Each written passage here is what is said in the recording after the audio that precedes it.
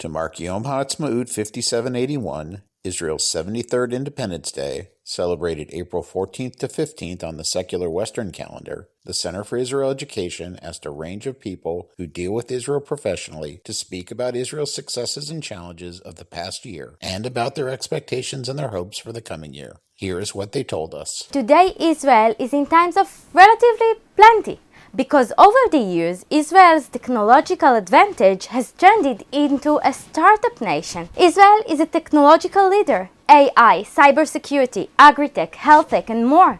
Israel is to research, develop, manufacture, use, and export to the world.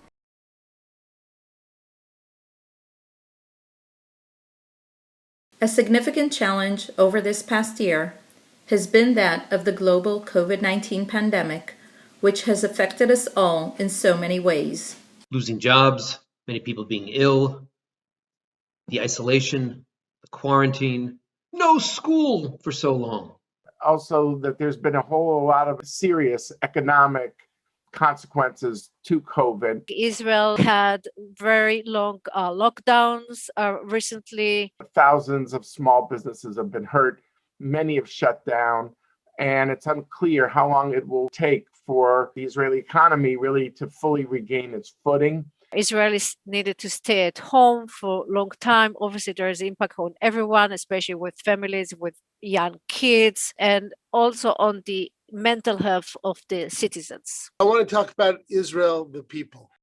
During that year, the 72nd anniversary of the State of Israel, all the way until today, Israel truly became the nation of we are one. Even in tough times during the 50s, when there was a shortage of bread in Israel, money was set aside to promote science and technology in the realization that Israel could not survive without it. I have always been sensitive to the relationship between Israelis and the American Jewish community, probably because I sit in both, sometimes more to one side than another. Born into a Zionist family who sent weapons illegally to Israel during the Independence War, I have always felt Israel was one of my homes. I made it my home when I made Aliyah. During the past difficult year of the pandemic, these two communities have been physically separated more because of travel restrictions, but psychologically perhaps closer since we were fighting the same enemy, the virus. They reached out to us at Jewish National Fund, people from Sderot and the Gaza envelope, people who we had constructed therapy centers and had been funding for them who had been facing artillery, missiles for so long. They reached out to us and offered their therapists to work with our donors who were feeling the stresses and the trauma of quarantine. People come together at times of crisis, especially in Israel. You see it, but you see it in our country, in America too. Thankfully, the development and distribution of the vaccine provides hope for overcoming this pandemic. What makes this year unique since last Yom HaAtzmaut is Israel's rollout of the coronavirus vaccine, which is a world-class success. Israel is the first place of the rapid vaccination. So far until today, about 70% of the citizens in Israel are vaccinated. By the time Israel Independence Day comes around, it'll be certainly close to fully vaccinated. Israel is the most vaccinated country in the entire world. I am looking forward to gradually returning to in-person encounters as more and more people will be able to receive the COVID vaccine. That is a cause for enormous celebration, and it's an opportunity for the rest of the world to learn. That was Israel in the past year, truly a nation that has become one with all of us. I think at the same time, it has exposed the kind of fault lines where certain groups have not, in the ultra-Orthodox sector, haven't fully been adhering to guidelines. The majority of the ultra-Orthodox are law-abiding people, no question. But there's been some enforcement issues that has brought about some of the old fault lines in Israeli society that need to be looked at if you're talking about healthy religious secular relations. We see in Israel this year an increase in pluralistic views, a breaking up of the monopoly of the ultra-Orthodox controlled Rabbanut. We have been repeatedly taught that Israel and America share common values. If you read the declarations of independence of both countries, you will see the similarities. Unlike the United States, however, Israel doesn't have a constitution. It's a lot trickier to write one there because of the vast differences between the ultra-religious communities and the rest of the Israeli society. Recently, the Israeli Supreme Court struck a symbolic blow for a more pluralistic vision of Jewish identity in Israel, and it granted a right to automatic citizenship to foreigners who convert within the state of Israel to the conservative movement known as the Masorti movement and the reform movement known as Reform-E. And the ruling, what it does is it chips away at some of the monopoly that the ultra-Orthodox rabbis have over questions of religious identity that are truly central to how Israel functions and to the frictions and the tensions that exist in Israeli society. But I want to share with you one of my most amazing memories this last Corona year, which actually occurred just a little bit before last Yom HaAtzmaut, last Israel Independence Day, on Pesach. We all sat around the Seder table throughout Jerusalem, throughout Israel. And at 8:30 on the dot, we all went outside and we started singing, Ma nishtana halayla hazeh. And we heard from porch to porch, from street to street, others singing, Ma nishtana halayla hazeh. And then at 10:30, we did it again. And then we sang, Bashana haba b'Yerushalayim, next year in Jerusalem.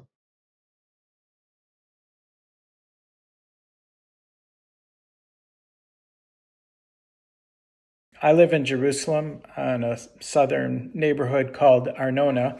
And over the summer, there was a huge archaeological excavation that was taking place basically in our backyard, maybe 3 blocks away.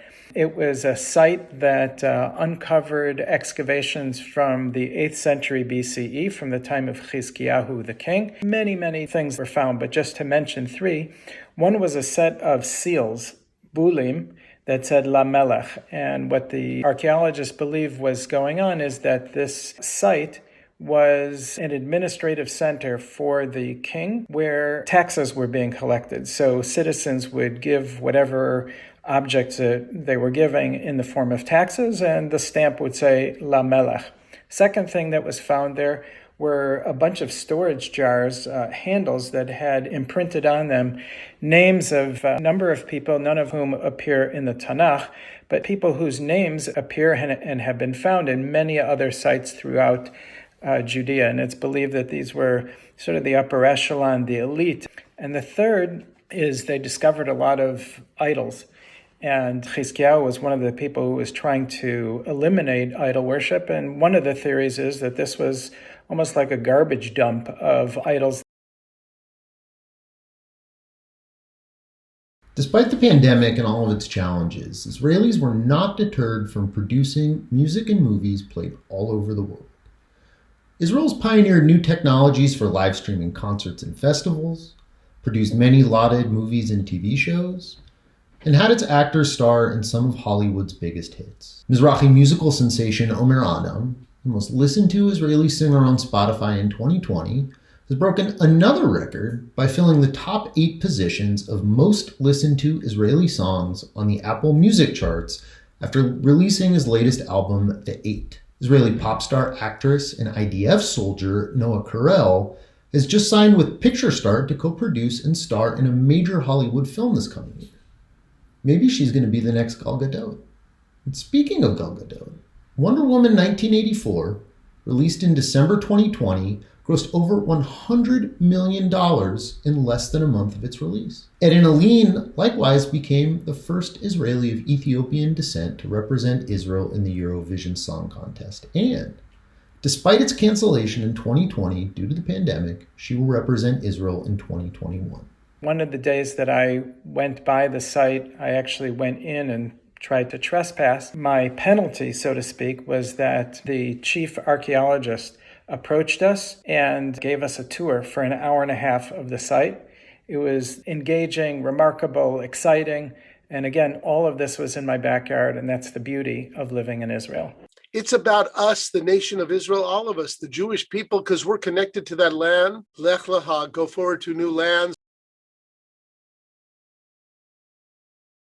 We have also been fortunate to witness a historic achievement for Israel and the Middle East with the signing of the Abraham Accords and peace and normalization agreements between Israel, the United Arab Emirates, Bahrain, Sudan, and Morocco. It is absolutely remarkable, heralding in a geopolitical shift in the entire Middle East. These recent agreements, following the agreements of 1979 between Israel and Egypt and 1994 between Israel and Jordan, paved the way towards a new Middle East, one of cooperation, mutual progress, and development. If I was a young person who's interested in high tech, cared about Israel and its relations with its Arab neighbors, I would follow this space. It's truly exciting. It's, of course, not a peace treaty because Israel hasn't been at war at all with these states.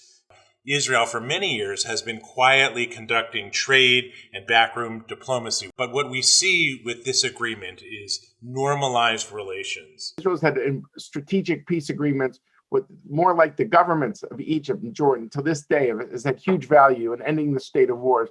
But the peace with the Gulf states and hopefully Morocco and Sudan could leave open the chance of people to people. The creation of embassies, commercial air routes, tourism, security, intelligence ties, and access to Israel's high technology products and marketplace. Israel should also integrate AI into various fields where it already has a competitive edge, such as unmanned aerial vehicles and drones, military robotics, cybersecurity, and so on. It is absolutely an enormous success for Israel, for the entire Middle East, and for the entire world.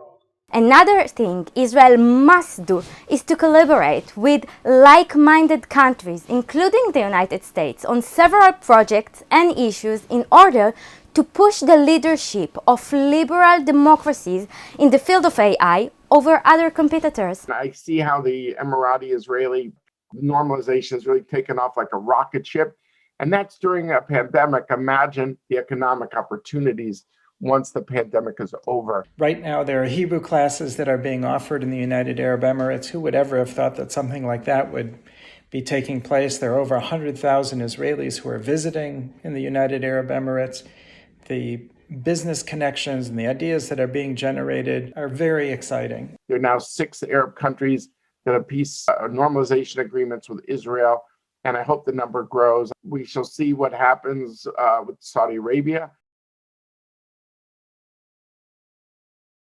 I am greatly looking forward to visiting Israel and to visiting my parents in Jerusalem after over a year of not having been able to visit. A lot of people have cabin fever and are going to want to really get out.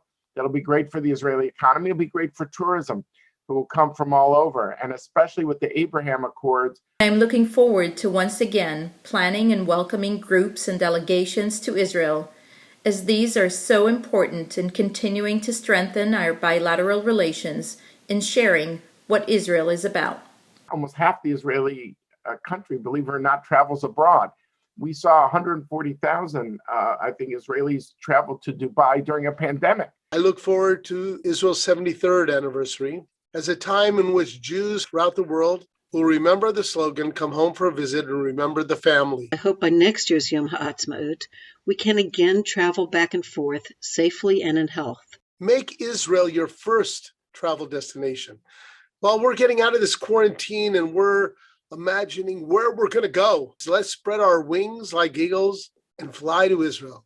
That's my hope for next year. That next year you'll come to us in Jerusalem. And next year, that amazing connection that we feel between Israel and the United States of America will grow and grow, not just via Zoom and not just by reading, but by visiting and by singing together and laughing together and being together. Don't just go to Jerusalem and Tel Aviv, go to the north and to the south, visit with the people, get to know the people. I hope to see Israeli artists continue to perform at elite levels all over the world and help Israel's robust culture scene continue to shape the way the world is entertained. It's not about right or left or Israel and diaspora. It's not about politics in the streets.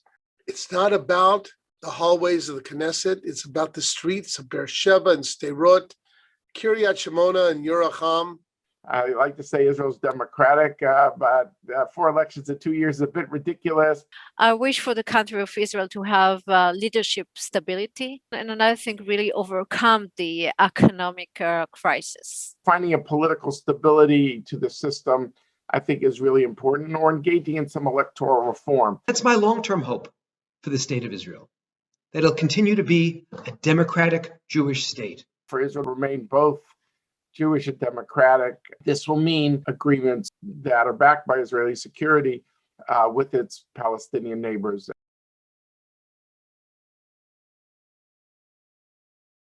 My hope is that Israel's innovation economy will have an impact on other nations. One of the things that created the Israeli leadership we already see today is the Israeli technological ecosystem. In order to support it and to preserve the Israeli leadership, the government must invest in research, infrastructures, and manpower training. To become partners in this new peaceful region that hopefully is being built. Greater peace at home between ultra-Orthodox and secular Israelis, and also peace with Israel and its Palestinian neighbors. To continue this exciting trend that has gone on in the region over the last year. My hope is that this year will be a year in which peace will come to the entire world, freedom will come to all human beings, the world will finally be healed, and we will be able to live together as one human family. My hope is that we continue to forge peace with more and more countries in our neighborhood and beyond, which will allow us all to work together for the benefit of our region and our peoples. And potentially even to see the logjam between the Palestinians and the Israelis to be broken so that we can build a more peaceful and safe area. Both a homeland haven for Jewish people, but also democratic, whether you're Jewish or not Jewish. A state we can all be together as Jews and as non-Jews, working together, living together, b'ivrit, in Hebrew, in freedom, and with hatikva, a hope for a better time, better place, and a better year. My hope for the state of Israel is that we will be able to continue to fulfill the quest for peace, which is expressed in our Declaration of Independence. My hope for Israel for the next year is that the country try to follow the principles expressed in its Declaration of Independence. That will lessen the divide between Israelis and the American Jewish community. The future of Israel is our future, and our future is their future. And together, we've gone through a traumatic year. We've all grown, and we've come together. I wish for the country of Israel a fresh start after the major crisis. This year, as we reach Yom HaAtzmaut, let's make sure that Israel is in our thoughts and Israel is in our prayers. The future of Israel, the future of us, is a new conversation that is about our children and our children's children and our children yet unborn. Israel's grown up and we've grown up.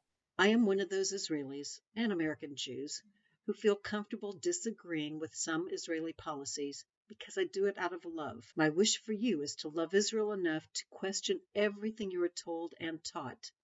Listen to many viewpoints, even if it becomes uncomfortable to live with the ambiguities, and be proud of this young country and help to make it live up to its ideals. My hope for Israel as it moves forward in the next decades is to rediscover itself as a nation of significance, to rediscover and to redefine and articulate the ideas and values that it hopes to model, the way that it might serve as a unifying force for the Jewish people, and the way it'll recapture the countercultural voice of the prophets and be a source of light for all nations in the world. Well, I love waving the flag on Yom HaAtzmaut. The best way to celebrate Yom HaAtzmaut is with ice cream for breakfast. Yes, have some ice cream. Think of it not as Ben & Jerry's, but as Ben Gurion and Golda's. The best way to celebrate Yom HaAtzmaut is to make something sweet and memorable. Start off your day with ice cream for breakfast. Chag Sameach, Yom HaAtzmaut Sameach, Happy Yom HaAtzmaut. I would like to wish you all a happy Israeli Independence Day. Chag Atzmaut Sameach. Yom HaAtzmaut Sameach. Chag Sameach. Happy Yom HaAtzmaut, happy Independence Day. V'shana haba'a b'Yerushalayim. This year, may we be able to return speedily to Jerusalem and to join our people and to support the land and the country that we love.